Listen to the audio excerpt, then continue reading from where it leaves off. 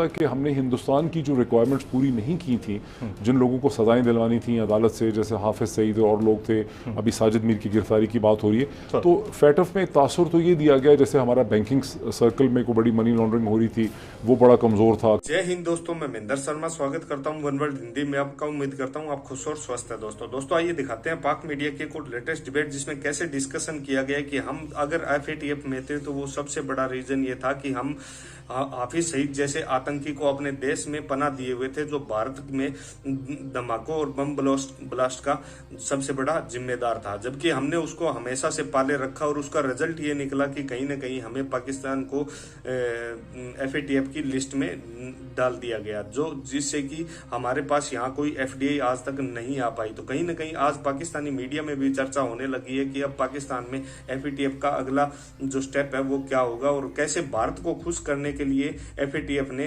पाकिस्तान को ब्लैकलिस्ट किया हुआ था और एक ग्रे लिस्ट में रखा हुआ था। तो कहीं ना कहीं आज इस चर्चा पे भी विषय उठ गया है कि हमने आतंकवादियों को जब से पनाह दी है तब से पाकिस्तान एक गर्त में जाता जा रहा है। तो कहीं ना कहीं आज मईशत तबाही का सबसे बड़ा रीजन FATF की ग्रे लिस्ट भी है, जिसका सीधा रीजन ये था कि आतंकवादियों को पनाह देना पाकिस्तान के लिए नासूर साबित हो गया है। तो दोस्तों देखिए डिबेट और कमेंट में अपनी प्रतिक्रिया जरूर दें। लास्ट में आपसे रिक्वेस्ट करूंगा, चैनल पे नए है तो चैनल को सबसे पहले सब्सक्राइब करें, लाइक शेयर कमेंट जरूर करें। दोस्तों जय हिंद, वंदे मातरम, भारत माता की जय। दोस्तों था कि हमने हिंदुस्तान की जो रिक्वायरमेंट्स पूरी नहीं की थी, जिन लोगों को सजाएं दिलवानी थी अदालत से, जैसे हाफिज सईद और लोग थे, अभी साजिद मीर की गिरफ्तारी की बात हो रही है, तो फैटफ में तासुर तो ये दिया गया जैसे हमारा बैंकिंग सर्कल में कोई बड़ी मनी लॉन्ड्रिंग हो रही थी, वो बड़ा कमजोर था, कंट्री के कवानीन को चेंज करना था, वो तो साइड इशूज़ थे ना। प्रिंसिपल इशू ये था कि हमें हिंदुस्तान की रिक्वायरमेंट्स पूरी करनी थी, जो पिछले पौने 4 बरस में बहुत मुश्किल तरीके से पूरी की। फिर लेजिस्लेशन करवाई गई उसके लिए, वो भी इंपॉर्टेंट थी, और वो लेजिस्लेशन में भी आपने देखा कि PDM की 190 वोट्स थे बाकी सबके कलेक्टिवली, तो बाइकआउट कर दिया, ये चले गए, ये अपने 38 अमेंडमेंट्स ले आए नैब के हवाले से। तो ज़ाहिर है कि इसका क्रेडिट तो इमरान खान की हुकूमत ही को जाएगा, और किसी को नहीं लेना चाहिए। उसूलन, फैक्चुअल और कॉन्स्टिट्यूशनली भी नहीं, उसूलन नहीं होना चाहिए, उसूलन नहीं होना चाहिए। फरीहा इदरीस भी उन्हीं एंकर्स में से एक थी जो उस रात ये जो रिजीम चेंज, मुबैना रिजीम चेंज की बात हो रही थी, उस रात मौजूद थी। फरिया बहुत शुक्रिया आपके वक्त के लिए। सबसे पहले तो ये बताइएगा, ये रिजीम चेंज ऑपरेशन, अभी डॉक्टर साहब ने बड़ी जबरदस्त इसके ऊपर रोशनी डाली है, साबिर शाकिर साहब ने डिटेल में बात की, कितना फैक्चुअल है ये? अस्सलाम वालेकुम, thank you so much for inviting me. देखिए अब बहुत इंटरेस्टिंग आपकी डिबेट चल रही है। इसमें अगर हम थोड़ा सा रीजनल जो डेवलपमेंट हो रही है उसको भी देख लेते हैं। देखिए पाकिस्तान की जो सियासत है बड़े लंबे अरसे से 9/11 की जंग के बाद पाकिस्तान की के ऊपर डायरेक्ट इम्पैक्ट पड़ा है जो कुछ भी अफगानिस्तान में हो रहा है।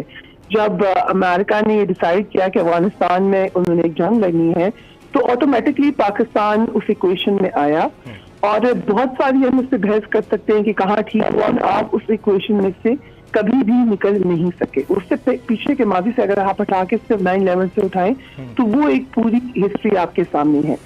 तो अभी अगर आप कुछ सब पीछे जाएं और देखें जैसे ओबामा एडमिनिस्ट्रेशन की, और जो उस वक्त के थिंक टैंक्स थे, और यहाँ मोरी पी ज्यादा है, वो आपको बड़े अच्छी तरीके से डिटेल में बता देंगे कि वो पाकिस्तान को किस तरीके से देख रहे थे। पाकिस्तान लाइक कहाँ पर उनको मसाइल थे, उन्होंने क्या क्या जो प्रॉब्लम एरियाज थे आइडेंटिफाई किए थे।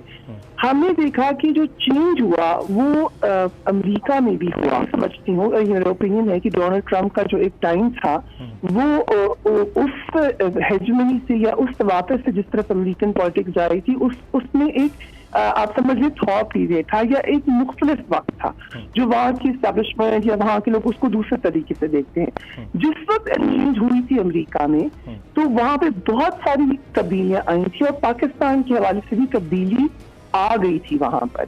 अगर यहाँ पर कॉल नहीं आ रही थी, अगर यहाँ पर बहुत सारी बातें की जा रही थी, तो वो पहले से डिसाइडेड था कि आइंदा आने वाले दिनों में वो पाकिस्तान को कहाँ देखते हैं। मसलन उसमें 2-3 अहम पॉइंट्स हैं। भारत के हवाले से पाकिस्तान को हमेशा ये देखा गया, अमेरिका में ये समझा गया कि पाकिस्तान हमेशा अफगानिस्तान को भारत के लेंस से देखता है, जिसकी वजह से जो अमेरिकन इंटरेस्ट हैं उनकी राह में रुकावट आती है।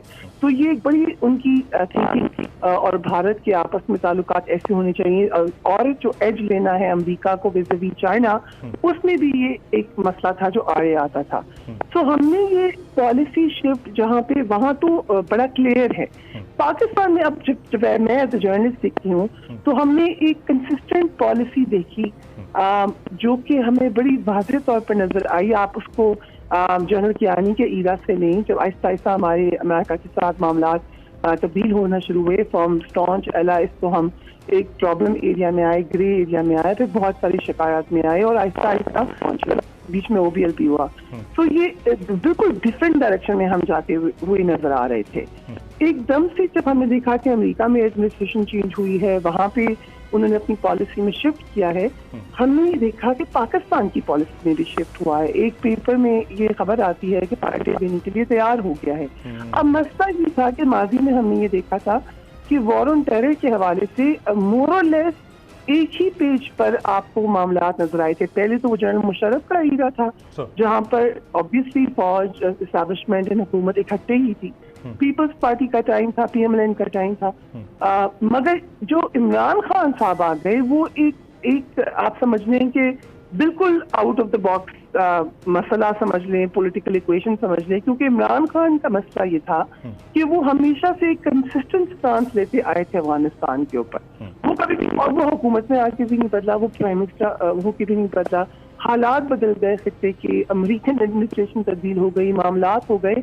तो अब अगर आप कनेक्ट द डॉट्स करें तो ये हो नहीं सकता कि आप नहीं समझें कि वो impact the odd man out, उस वक्त आपको सिर्फ इमरान खान नजर आते हैं। बाकी लोगों को शायद ऑन बोर्ड लिया जा सकता था, उनसे बात की जा सकती थी। इमरान खान साहब ने जब एब्सोल्युटली नॉट कहा तो उन्होंने खुद ही अपने आप को उस बॉक्स से आउट कर दिया। Very right. अच्छा साबिर शाकिर साहब, बोन ऑफ कंटेंशन क्या बनी है खान साहब के जाने की? बड़ा फेयर कमेंट चाहूंगा आपसे। मेरा ख्याल है बोन ऑफ कंटेंशन तो इस वक्त खुर्रम दस्तगीर साहब बता चुके हैं बहुत ही कैटेगोरिकली, और उसकी अभी तक किसी भी तरफ से तरदीद नहीं आई। उसके बाद फिर ख्वाजा आसिफ साहब जो कि वजीर दिफा हैं, वो बहुत ही इम्पोर्टेंट बात कर चुके हैं, उसकी भी अभी तक कोई तरदीद नहीं आई। और ख्वाजा आसिफ साहब वजीर दिफा हैं और बहुत ज़्यादा क्लोज, बल्कि क्लोज क्या, वजीर दिफा जो हैं तो फिर क्लोज ही होना है, वर्किंग रिलेशनशिप भी है, पर्सनल रिलेशनशिप भी है उनकी। तो जो उन्होंने बात की है कि ये जो अपॉइंटमेंट है चीफ ऑफ आर्मी स्टाफ की, उसका इख्तियार इंस्टीट्यूशन को दे देना चाहिए, ये वजीर दिफा कह रहे हैं। अब इस बारे में कोई अभी तक इत्तला नहीं आई। राना सनाउल्लाह साहब भी इस तरह की बात कर चुके हैं और वो अक्टूबर में आर्मी चीफ लगाना चाहते हैं। तो बोन ऑफ कंटेंशन तो अब तक जो समझ आ रही है वो सिर्फ यही है कि असल मामला जो था वो 29 नवंबर में को जो होनी थी एक अहम अपॉइंटमेंट नए आर्मी चीफ का तकर्रुर, वो एक रीजन बनी है। और वो रीजन अभी वो रीजन बनी है या प्रीवियस एक अपॉइंटमेंट जो होल्ड की गई थी प्राइम मिनिस्टर ऑफिस में, वो भी इब्तदाई स्टेप था इस मामले के बिगड़ने का? देखिए, बिगड़ना, उनको भी वहां से चेंज करने का मकसद भी यही था ना। फिर आप अगर हम आए तो वो पोस्ट भी इसीलिए वहां से उनको हटाया गया था। वो वहां पे जो नए DGI आए तो उसके बाद ही ये सिलसिला